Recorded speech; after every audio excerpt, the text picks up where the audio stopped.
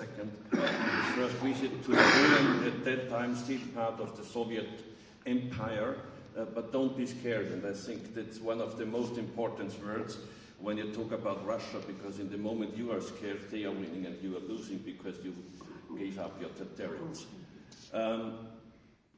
As you mentioned, I'm from the Pan-European Union, which is the oldest organization for the unification of Europe, by Richard Kloucek, who said at that time, and this was after World War I, if Europe is split up in small national states, then we will go into a next war. So we have to find some kind of cooperation, at least in foreign policy and in security policy.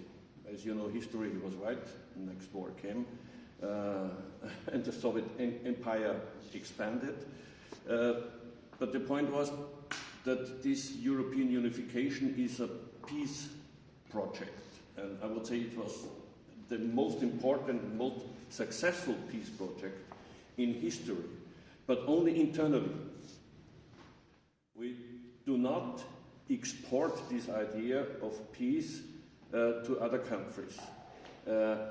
Because we believed, or we lived in the illusion, especially after World War II, even in the Cold War, that there would not be another war between the two big blocs in Europe, although there was a lot of military, not in Austria, but in the rest of Western Europe.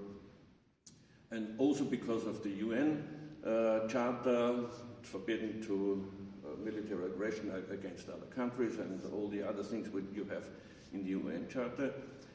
So we were living in this illusion of internal peace, eternal peace. And when you live in an illusion, you are not prepared for some surprise that happens in politics. You mentioned that, 1989. In summer there was the Pan-European picnic on the border to Hungary, which opened the Iron Curtain.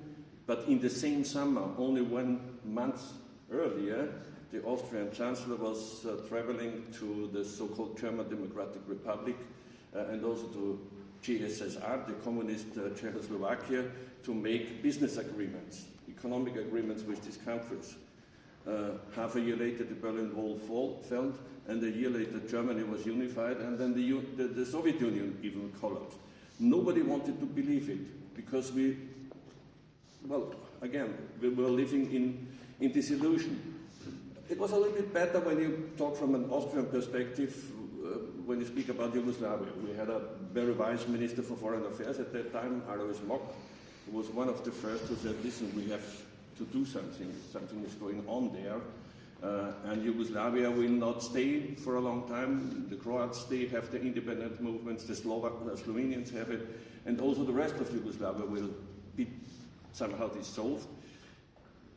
On the other side, you had France and Great Britain, who were supporting Milosevic and his politics because they said, we don't want to lose World War I now. Yugoslavia was a product of World War I.